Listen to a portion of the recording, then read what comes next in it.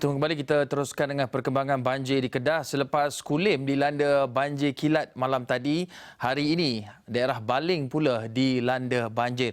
Dan untuk mendapatkan perinciannya kita bersama dengan Wakil Esra Awani Abdul Hadi Cik Awang. Hadi, teruskan dengan laporan anda.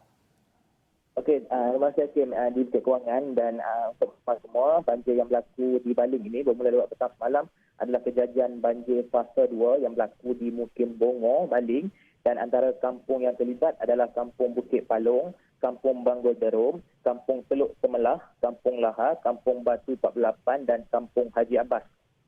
Dan berdasarkan maklumat yang saya terima daripada Sekretariat Pengurusan Bencana Daerah Baling, ramai 65 mangsa dari 26 keluarga telah ditempatkan di 3 pusat pemindahan sementara yang dibuka di daerah Baling. Dan kejadian fasa 2 ini adalah disebabkan air daripada sungai kecil meningkat sehingga 1 hingga 1.5 meter sekaligus melimpah memasuki kawasan rumah penduduk yang berada di kawasan rendah. Dan Hakim, jika boleh recap untuk fasa 1, kejadian hujan lebat yang berlaku pada Jumaat lalu telah mengakibatkan banjir kilat yang menyebabkan 301 buah rumah penduduk terjejas di lebih 15 buah kampung. Itu di Mukim Kupang. Fasa 1 adalah kejadian banjir kilat di Mukim Kupang. Manakala fasa 2 adalah kejadian banjir di Mukim Bongo. Dan jika dilihat dari keadaan semasa di sini, di Baling ini, keadaan cuaca mulai mendung. Dan pihak sekretariat ketika dihubungi sebentar tadi menyatakan kesediaan untuk menghadapi sebarang kemungkinan terutama hujan lebat yang akan turun berkemungkinan lewat petang ini.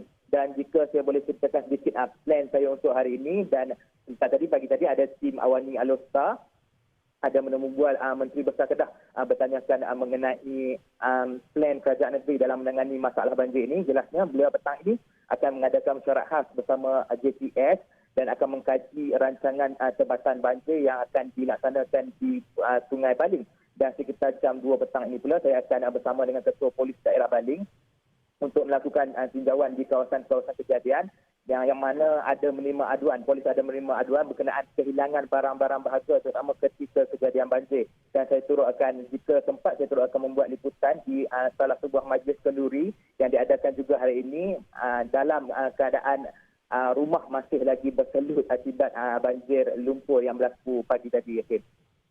Hadi, bercakap mengenai soal keselamatan, kita masih lagi belum selamat daripada virus COVID-19 kerana ia masih lagi berada dalam komuniti kita. Dan apabila mangsa-mangsa banjir ini ditempatkan di PPS, Pusat Pemindahan Sementara, ini juga mungkin akan meningkatkan risiko jangkitan dengan faktor kebersihan dan juga ditempatkan di kawasan Pusat Pemindahan Sementara itu. Jadi berdasarkan mungkin temu bual sebelum ini ataupun maklumat yang diperolehi Hadi, bagaimanakah cara pihak keselamatan sana menguruskan mangsa-mangsa banjir ini bagi memastikan mereka satu, dapat menyelamatkan diri daripada menjadi mangsa banjir dan dalam masa yang sama juga dapat menyelamatkan diri, melindungi diri daripada menjadi mangsa COVID-19? Okey, Kim.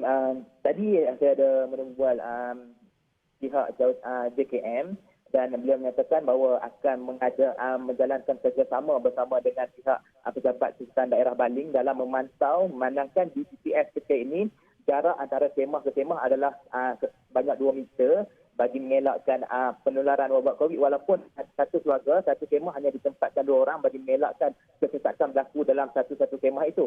Dan jika orang itu terdapat simptom akan terus dihantar ke Hospital Baling bagi mengelakkan penularan dalam kalangan mangsa-mangsa banjir di setiap pusat pemindahan sementara itu. Bagaimana pula dengan bantuan-bantuan keperluan asas? Okey, seperti yang saya katakan, pihak JKM telah memberi kelengkapan asas seperti tilam, pika dan juga foto kepada para mangsa di sini. Dan pastinya dari semasa ke semasa adun-adun juga tadi saya lihat berkesempatan untuk datang bantuan seperti makanan dan juga beberapa peralatan asas seperti sabun mandi dan juga sebagainya.